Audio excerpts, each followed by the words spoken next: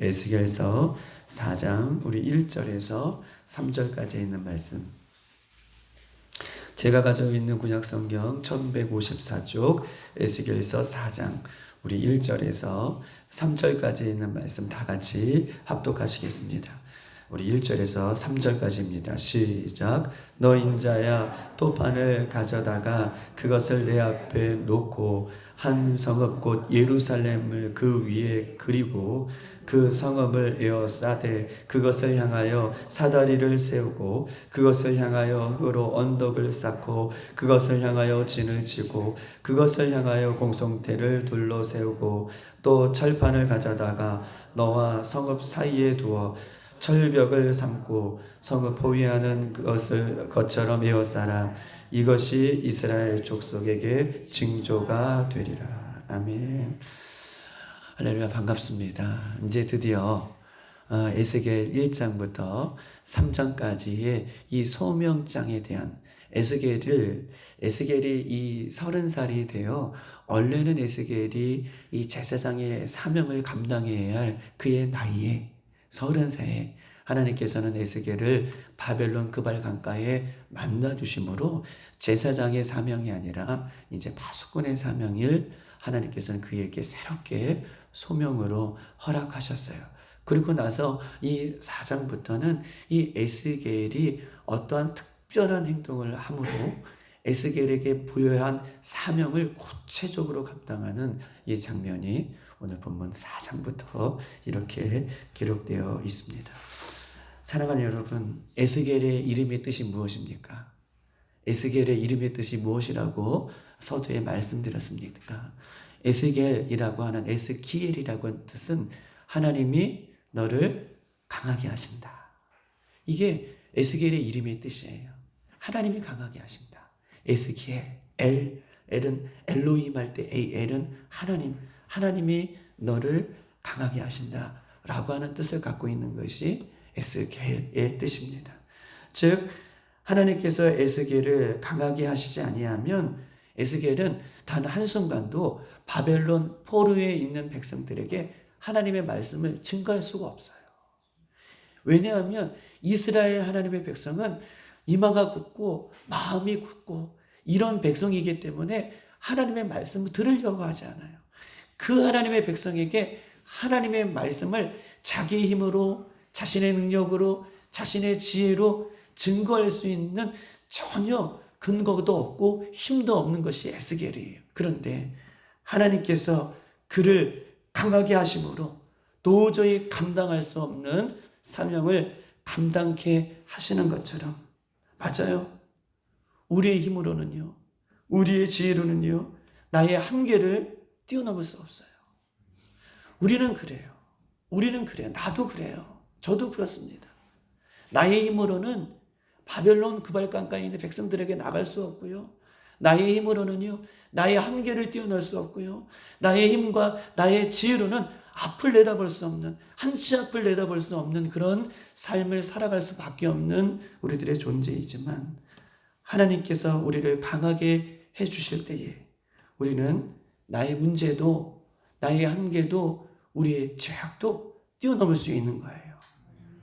하나님께서 우리에게 힘을 주실 때에 우리 안에 놓여있는 수많은 문제들도 내 인생의 한계들도 벗어나고 싶은 그 죄악들도 하나님께서 힘을 주실 때에 우리가 이것을 감당할 수 있음을 기억하시고 새벽마다 주님께서 주시는 그 힘으로 우리가 승리하는 모두가 되기를 주님의 이름으로 축복합니다.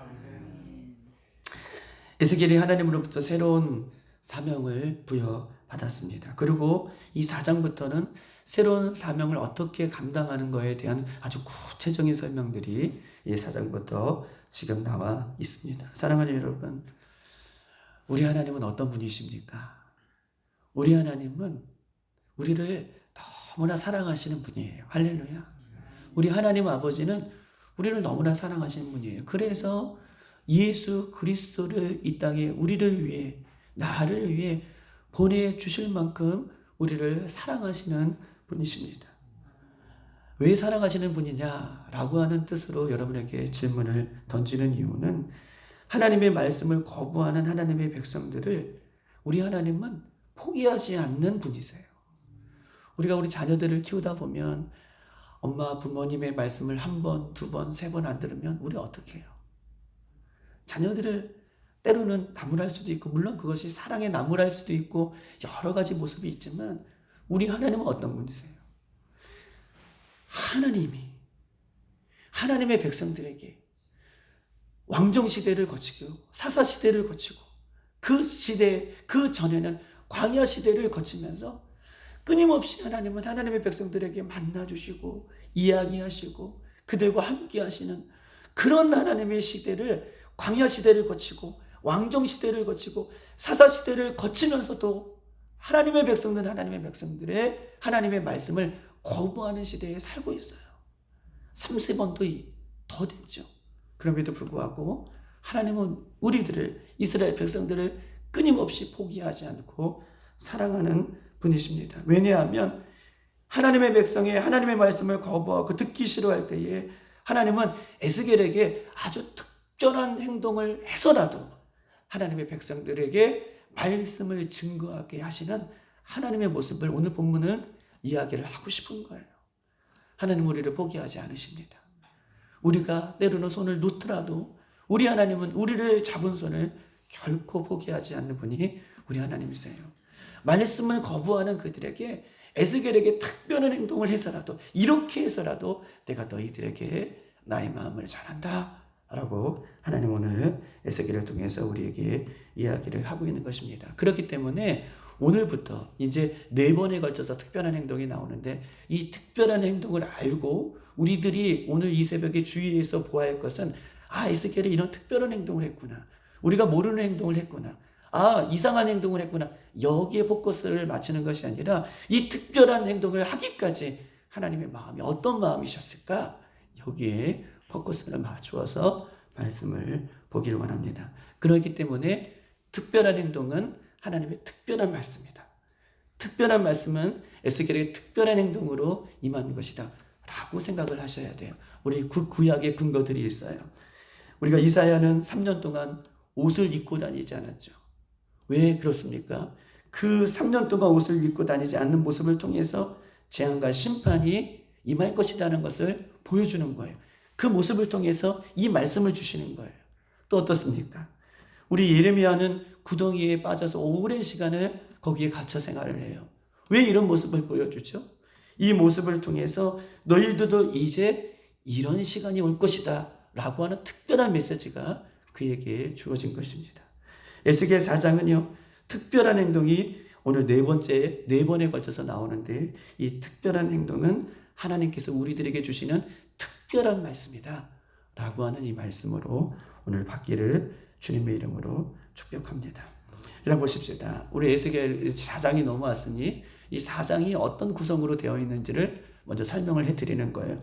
오늘 4장 1절부터 그 다음에 5장 4절까지는 4개의 행동이 나와요.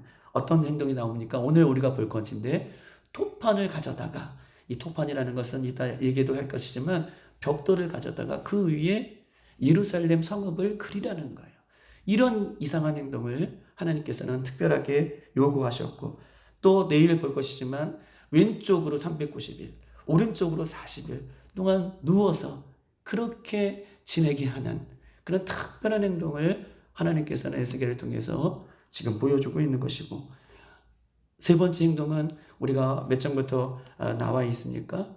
세 번째 행동은 9절부터 밀, 보리, 콩밭, 팥, 조, 귀리, 이 각종 이것들을 한 그릇에 담아서 이것을 떡을 만들었고, 이 떡을 만드는 것을 구워 먹는데 어떤 불에다 구워 먹으라고 얘기하죠?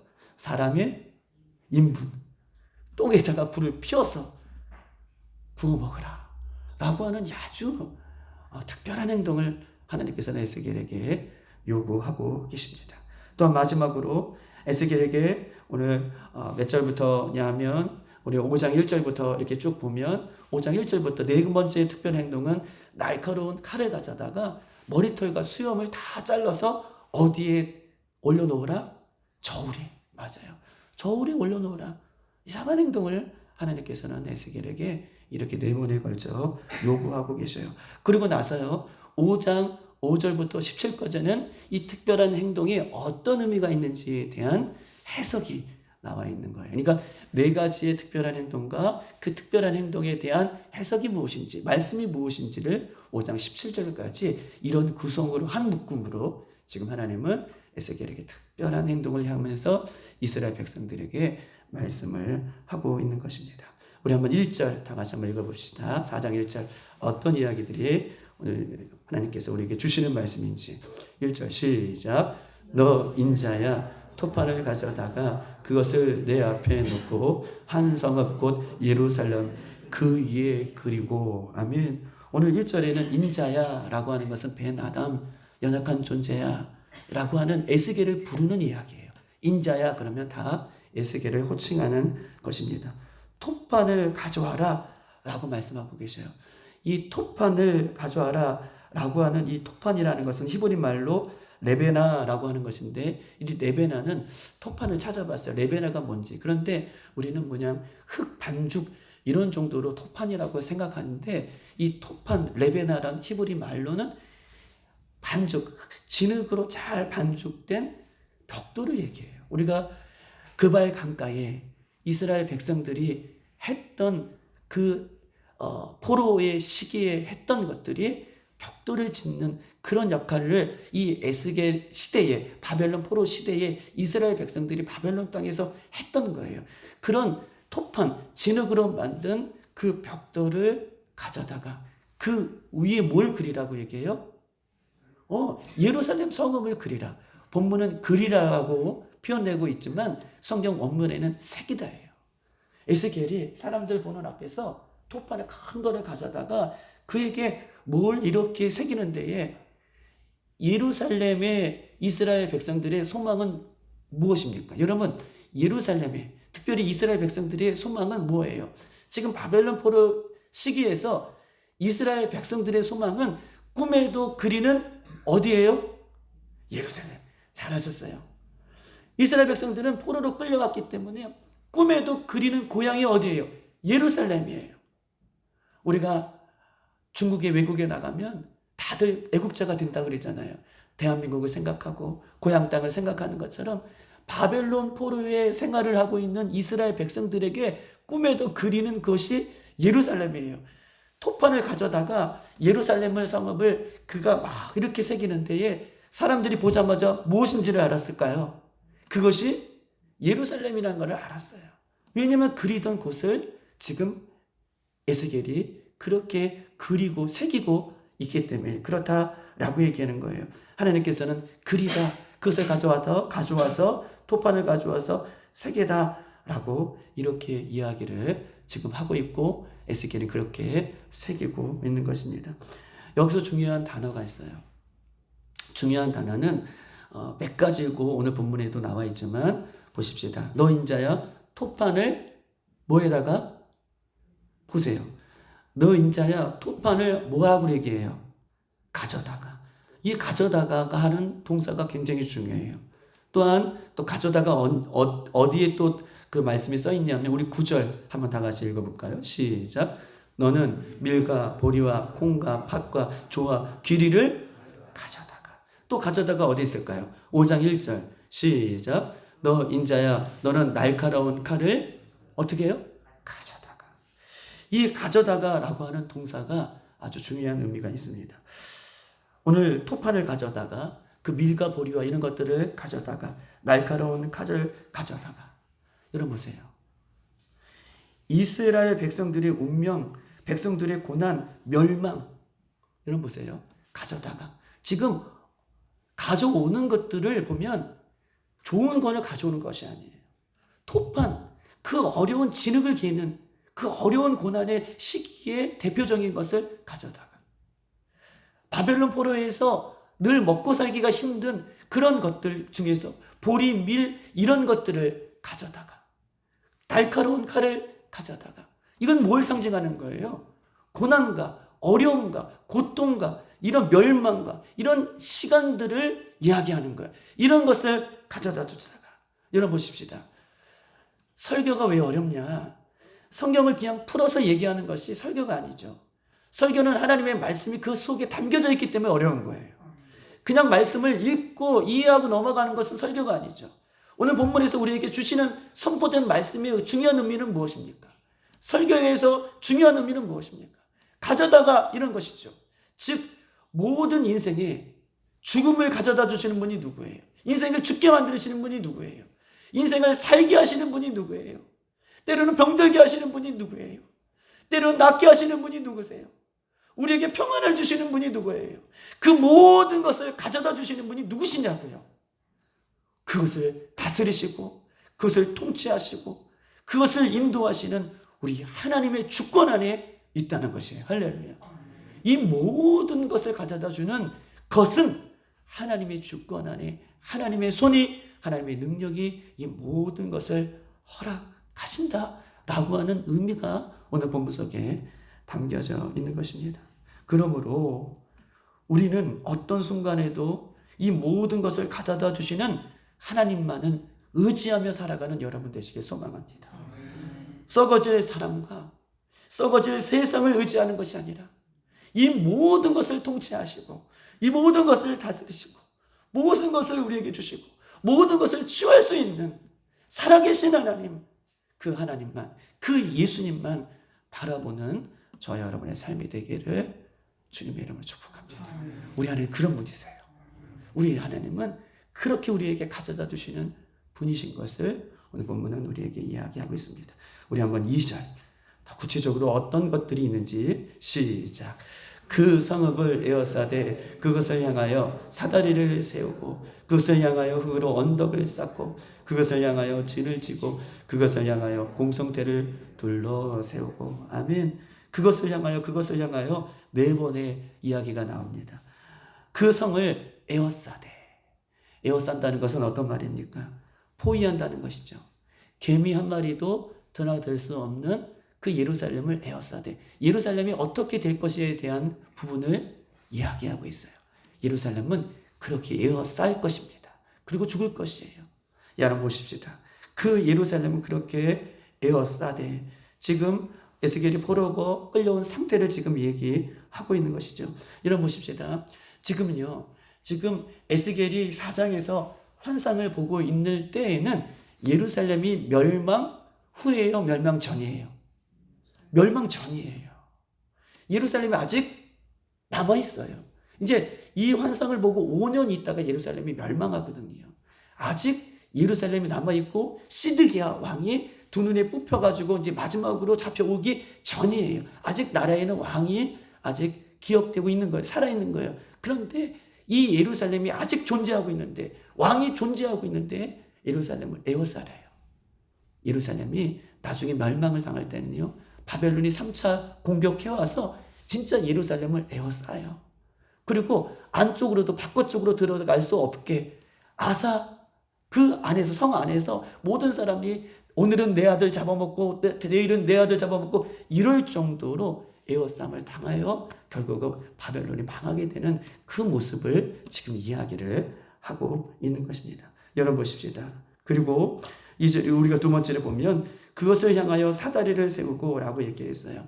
우리가 영화에 보면 백병전, 이제 칼을 들고 사람과 사람까지 막 사람끼리 싸울 때에, 백병전을 할 때에 그 성을 기어오르기 위해서 뭘 세우죠? 맞아요. 사다리들을 곳곳에서 이렇게 세우는 장면을 하나님께서는 에스겔을 통해서 그 토판에다가 그 예루살렘 성을 쌓고, 지금 에스겔이 사람들이 저거 예루살렘 성인데 라고 알 정도로 사람들이 지금 볼 정도로 그런 지금 퍼포먼스를, 그런 특별한 행동을 지금 막 하고 있는 거예요. 세 번째, 예루살렘 성에 흙으로 뭘 쌓으라고 얘기해요? 흙으로 언덕을 쌓아라. 여러분 보세요. 성벽이 있는 것은 뭐예요? 밖으로부터 안을 보호하기 위해 성벽을 높게 쌓는 거예요. 그런데 밖으로부터 언덕을 쌓아라라고 하는 것은 성벽 높이만큼 흙더미를, 언덕을 이렇게 쌓는 거예요. 이렇게. 여기가 성벽이에요. 그럼 여기가 벽이겠잖아요. 그런데 흙을 쌓아가지고 이 성벽 높은 만큼 흙으로 언덕을 만들어라. 쉽게 어떻게 해요? 접근할 수가 있겠죠.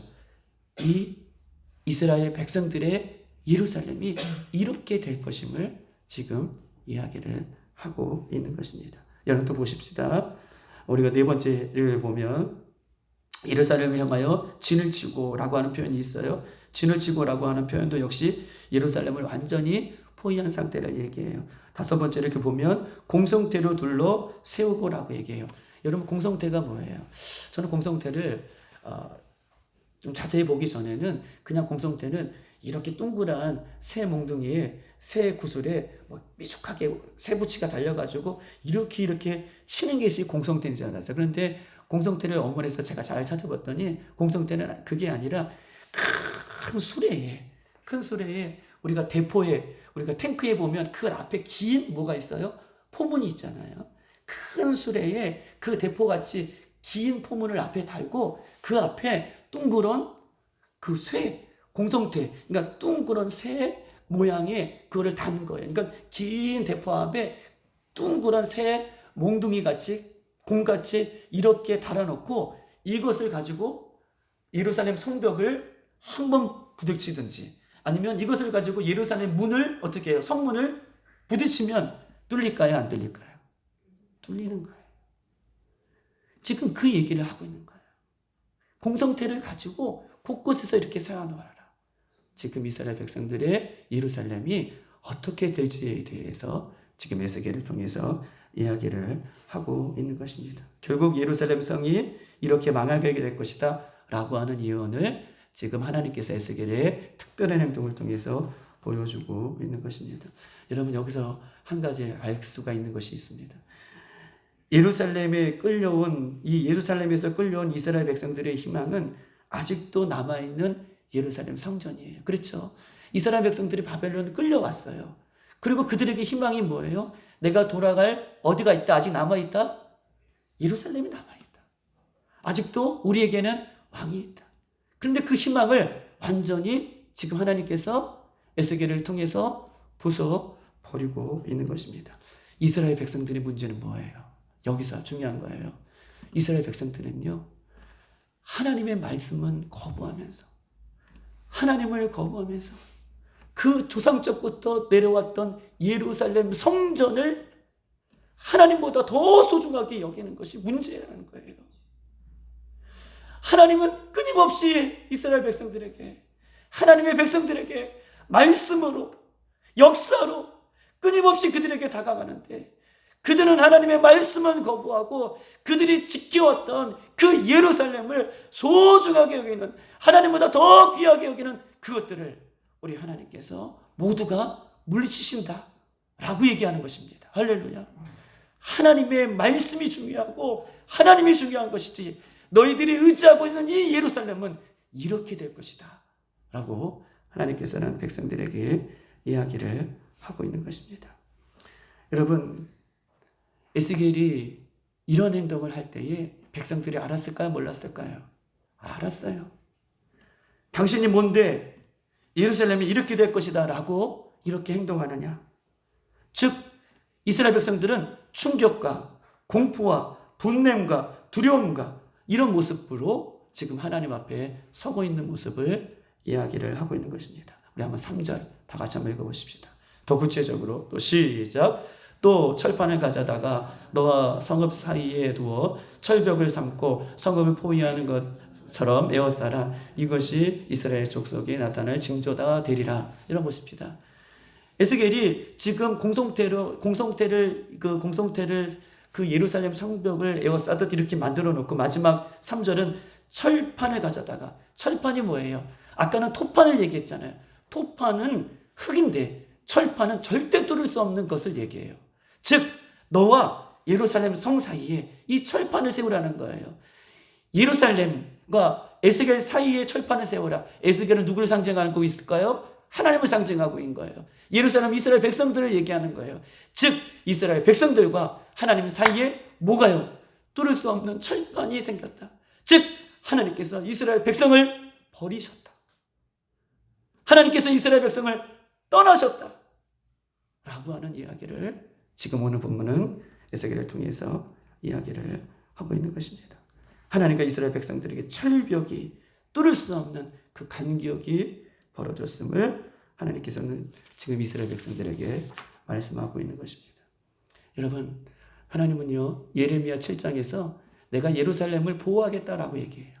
또한 예레미야에서 쭉 읽어보면 하나님은 내 이름을 예루살렘 성전에 두겠다라고 할 정도로 예루살렘 성전을 아주 귀하게 생각했던 분이 우리 하나님이십니다. 그런데 이제 이스라엘 백성들과 예루살렘 성 사이에 어떻게 해요? 철판을 세워 두었던 것처럼 이제 쇠처럼 단단한 하나님의 심판이 너희들에게 임할 것이다 라고 이야기를 하고 있는 것입니다. 아까도 말씀해 드렸던 것처럼 이스라엘 백성들의 문제는 하나님의 말씀이 아니에요. 하나님이 아니에요. 자신들이 의지하고 있는 울타리, 자신들이 의지하고 싶은 그것, 자신들이 하나님보다 더 의지하고 있는 것, 그것을 하나님께서 심판하시는 장면을 오늘 본문은 우리에게 이야기하고 있는 것입니다. 사랑하는 여러분, 이스라엘 백성들이 포로가 된 것은 어떻게 해요? 하나님의 말씀을 듣지 않아서요. 하나님을 멀리 떠나서 이스라엘 백성들이 바벨론의 포로가 된 거예요. 하나님보다 더 사랑하는 것들, 이방 신을 더 사랑했기 때문에 하나님은 하나님의 백성을 이렇게 심판하시는 거예요. 이게 결론이에요. 오늘 이렇게 보여주시는 이유는 뭐예요? 하나님보다 더 사랑하는 것들, 우상을 섬기고 그들이 의지하고 울타리처럼 보호를 받는 그것들, 하나님을 버리고 살아가는 그 모습을 심판하고 있는 것처럼 오늘 우리도 이 말씀을 통해서 물론 우리가 하나님을 믿죠. 예수님을 믿죠. 그럼에도 불구하고 내가 의지하고 있는 것이 무엇인지, 내가 울타리처럼 의지하고 있는 것들이 무엇인지, 그것이 때로는 물질이 될 수 있고, 그것이 때로는 자녀가 될 수 있고, 그것이 때로는 사업이 될 수 있고, 그것이 때로는 나의 건강이 될 수 있고, 하나님보다 더 의지하고 있는 그 무엇은 없는지 오늘 새벽에 묻고 기도할 때에 우리 안에 철벽이 무너지고 철판이 무너지고 내가 너희 하나님이다, 내가 너를 다스리신다 라고 하는 그 은혜가 다시 한번 회복되어지기를 주님의 이름으로 축복합니다. 이 시간 다 같이 한번 기도하도록 하겠습니다. 하나님, 오늘 이 에스겔의 특별한 행동은 특별한 하나님의 말씀인 줄 믿습니다. 우리 하나님은 에스겔에게 말씀해 주시는 것이 아니라 오늘 우리 교회와 우리 자신에게 이 말씀을 주시고 계시는 줄 믿습니다. 하나님, 허물어져야 할 성벽이 무엇입니까? 나에게 있어서 허물어져야 할 예루살렘 성벽은 무엇입니까? 하나님과 나 사이에서 여전히 철판처럼 가로막혀 있는 것들이 무엇인지를 알게 하시고 깨닫게 하시고, 이것이 오늘 이 새벽에 기도할 때 무너지는 역사가 일어날 수 있도록 성령님 도와달라고 기도하십시다. 특별히 기도할 것은 하나님, 12월 3일 날 우리 장로, 장립과 우리 권사님 취임이 있습니다. 하나님, 그날을 축복하시고 인도하여 주셔서 오늘 새롭게 되어지는 역사가 그날 통해서 드러날 수 있도록 인도해달라고 기도하시고, 내일 이제 시험을 봅니다. 수능 볼 친구들이 있습니다. 하나님, 사랑하는 우리 하나님의 백성들, 하나님의 아이들을 붙잡아 주시고 인도하여 주셔서 이들이 시험 중에서도 또한 어떤 순간 속에서도 예수님이 너희들과 함께 하신다 라고 하는 것을 잊지 않게 하시고 예수님과 동행하며 시험 볼 수 있는 귀한 날이 되어줄 수 있도록 인도해달라고 이 시간 주여 한번 부르고 다 같이 기도하고 돌아가겠습니다.